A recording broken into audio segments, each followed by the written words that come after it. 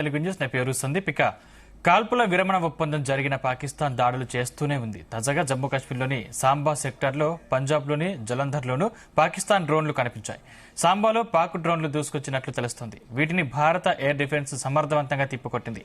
ఈ సందర్భంగా పెద్ద శబ్దాలు కూడా వచ్చినట్లు సమాచారం. పంజాబ్లోని జలంధర్లోనూ రాత్రి 10 గంటల సమయంలో డ్రోన్లు కనిపించాయని అక్కడి డిప్యూటీ కమిషనర్ వెల్లడించారు.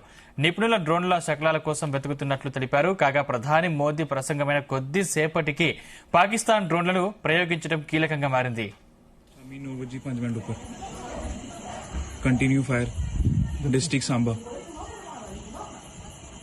ये तो बहुत ज्यादा है, बड़े ज्यादा ना ड्रोन बढ़ गए नहीं जड़े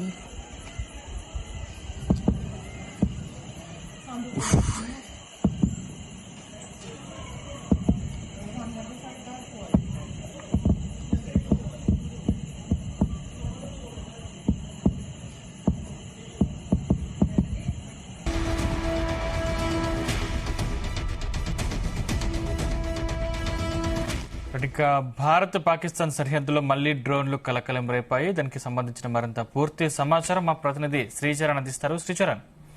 సందీప్, నిన్న జాతిని ఉద్దేశించి ప్రధాని నరేంద్ర మోదీ నిన్న రాత్రి 8 గంటలకు ప్రసంగించిన విషయం తెలిసిందే.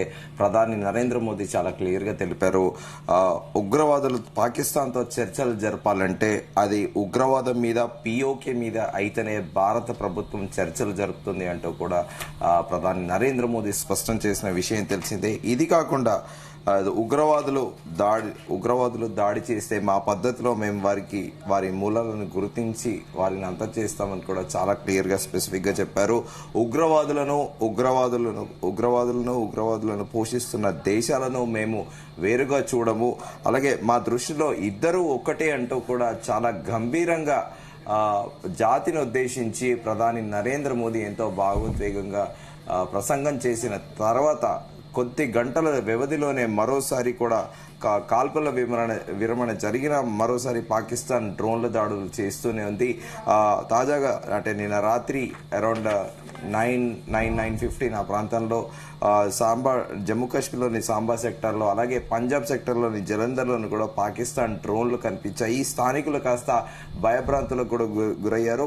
సాంబాలో పాకిస్తాన్ డ్రోన్లు దూసుకొచ్చినట్లు కూడా తెలుస్తోంది. వీటిని భారత్ ఎయిర్ డిఫెన్స్ సమర్థవంతంగా తిప్పికొట్టింది. ఈ సందర్భంగా పెద్ద శబ్దాలు కూడా వచ్చినట్లు కూడా తెలుస్తోంది. అయితే పంజాబ్ లోని జలంధర్ లో రాత్రి 10 గంటల సమయంలో డ్రోన్లు కనిపించాయని అక్కడి డిప్యూటీ కమిషనర్ కూడా వెల్లడించారు. నిపుణులు డ్రోన్ల శకలాల కోసం వెతుకుతున్నట్లు కూడా తెలిపారు. అయితే మనం ఇక్కడ చర్చించుకోవాల్సింది ఏంటంటే, ప్రధాని మోదీ ప్రసంగమైన కొద్దిసేపటికే పాకిస్తాన్ డ్రోన్లని ఉపయోగించడం కూడా కీలకంగా మారింది. అయితే అక్కడ స్థానికంగా జలంధర్లు ఏమంటున్నారంటే, క్రాకర్స్ అనేటివి కూడా కాల్చడం నిషేధించారు స్థానిక పోలీసు అధికారులు. అయితే అక్కడ నిజంగా ఇవి డ్రోన్ల శబ్దం, మిసైళ్ల శబ్దం కలకలమా లేకపోతే బాంబుల కలకలమా అనేది తెలియట్లేదు. కానీ స్థానికులు చెబుతుంది ఏంటంటే, అక్కడ క్రాకర్స్ ఎవరో పేల్చారని, ఆ క్రాకర్స్ పైన కూడా నిషేధం విధించారు స్థానిక పోలీసులు. అయితే కాల్పుల విరమణ ఒప్పందం సమగ్ర స్థాయిలో అమలుకు భారత్ ప్రయత్నిస్తున్న వేళ మళ్లీ నిన్న జమ్మూ కాశ్మీర్ సాంబా సెక్టార్లో అనుమానాస్పదాలు కూడా డ్రోన్ల కలకలను సృష్టించాయి. వీటిని వెంటనే భారత్ బలగాలు నేలమట్టం చేశాయి. ఇప్పుడు బార్డర్లో ప్రస్తుతం ఒక ఎగురుగప్పిన నిప్పులా కూడా ఉంది పరిస్థితి. బయటికి మాత్రము పాకిస్తాన్ సీజ్ ఫైర్ ఒప్పందము అన్నిటికీ కూడా అంటే బయట ప్రపంచానికి చెప్పేది ఒకటి, మరి చేసేది ఒకటిలా ఉంది పాకిస్తాన్ పరిస్థితి. సో పాకిస్తాన్ వక్రబుద్ధి, కుక్కతో ఒక వంకర అని మనం 100 సార్లు చెప్పుకున్నాము. అయినా కూడా పాకిస్తాన్ యథావిధిగా బిహేవియర్ అనేది అలాగే ఉంది. దీంతో పాటు అధికారులు కూడా చాలా చెప్పారు, చిన్నపాటి డ్రోన్లతో ఆందోళన చెందాల్సిన పని లేదని కూడా ఆర్మీ అధికారులు స్పష్టం చేశారు. అయితే అంతర్జాతీయ సరిహద్దు దాటి దూసుకొచ్చిన డ్రోన్లను ఆర్మీ డిఫెన్స్ గన్స్ తో పేల్చేశారని కూడా ప్రస్తుతం ఆ దృశ్యాలు సామాజిక మాధ్యమాల్లో షేర్ అవుతున్నాయి. మే 8వ తేదీన సైతం ఇదే సాంబా సెక్టర్ లో పాకిస్తాన్ డ్రోన్లు రావడం కూడా భారత్ బలగాలు పేల్చేయడం కూడా తెలిసిందే.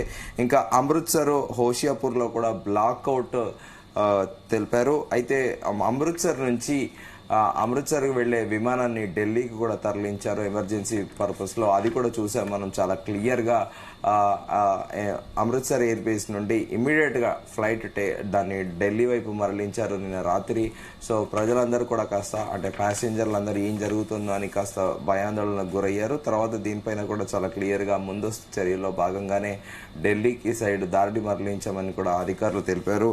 అయితే ముందస్తు జాగ్రత్తగా పంజాబ్ లోని అమృత్సర్, హోషియాపూర్ జిల్లాలలో కూడా నిన్న స్థానిక యంత్రాంగం బ్లాకౌట్ ప్రకటించింది. ఈ జిల్లాలో సరిహద్దు సమీప ప్రాంతాల్లో విద్యుత్ సరఫరాను కూడా నిలిపివేశారు. జలంధర్ పరిధిలోని ప్రాంతాల్లోనూ పాక్షికంగాను బ్లాకౌట్ అమలు చేశామని జలంధర్ డిప్యూటీ కమిషనర్ హిమాంశు అగర్వాల్ తెలిపారు. పాకిస్తాన్తో పంజాబ్కి 550 కిలోమీటర్ల మేర సరిహద్దు ప్రాంతం కూడా పంచుకుంటుంది.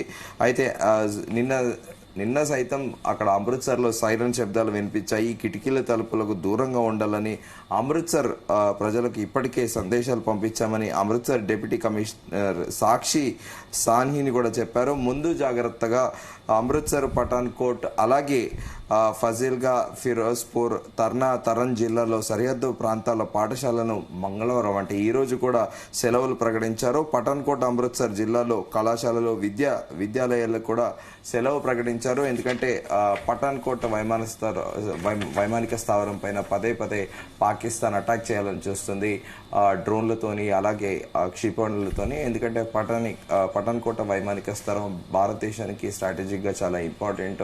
సో ప్రత్యేకంగా ఫోకస్ పెట్టింది ఇటు జమ్మూతో పాటు అలాగే పంజాబ్ రాష్ట్రాన్ని కూడా పాకిస్తాన్ టార్గెట్ చేస్తూ వస్తుంది. ఎందుకంటే మోర్ దెన్ 553 కిలోమీటర్స్ బార్డర్ అనేది పంజాబ్ స్టేట్ ఒకటే ప్రత్యేకంగా పాకిస్తాన్తో బార్డర్ షేర్ చేసుకుంటుంది. కాబట్టి పంజాబ్ ఒక జమ్మూ కాశ్మీర్ ఎంత నియర్ బై ప్లేస్, పంజాబ్ కూడా సిమిలర్ గా పాకిస్తాన్కి అంతే బార్డర్ ప్లేస్ నియర్ బై ఉంటుంది.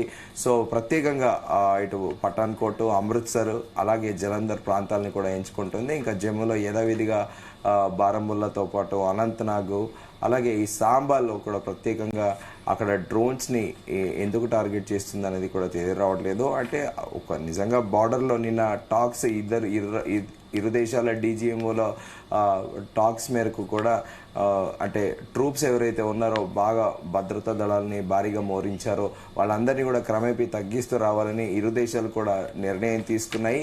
కానీ మరి నిన్న పాకిస్తాన్ డ్రోన్లు ఎందుకు ఎగురవేసింది? భారతదేశం తన ట్రూప్స్ ని ఉపసంహరించుకుందని డ్రోన్స్ ద్వారా చూడాలనుకుంటుందా, లేకపోతే ఏంది మళ్ళొకసారి కవ్వింపు చర్యలకు పాల్పడిందా అనేది కూడా తెలియాల్సి ఉంది. ఆర్మీ అధికారులు అయితే ఈ చిన్న డ్రోన్స్ కి పెద్దగా భయపడాల్సిన పని లేదని కూడా చెబుతున్నారు.